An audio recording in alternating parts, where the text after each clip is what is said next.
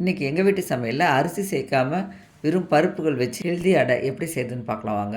ஒரு பவுல் எடுத்துக்கோங்க. 3/4 கப் உளுத்தம் பருப்பு, 3/4 கப் பாசி பருப்பு சேர்த்து தனியாக வச்சிடலாம்.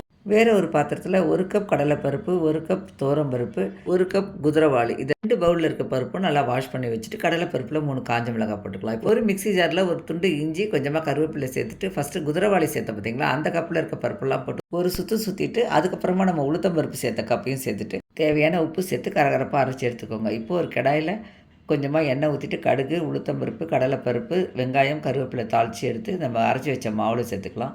தேங்காவும் நல்லா பல்லாக கட் பண்ணி வச்சுக்கோங்க. அதையும் சேர்த்துட்டு நல்லா கலந்து கெட்டியாக அடைக்கி செய்கிற மாதிரி செய்துக்கணும். இப்போ ஒரு தவா வச்சு நல்லா எண்ணெய் சுற்றி தடவிட்டு திக்கான அடையாக ஊற்றலாம். இது நைஸாக கூட ஊற்றலாம், அதுவும் நல்லாயிருக்கும்.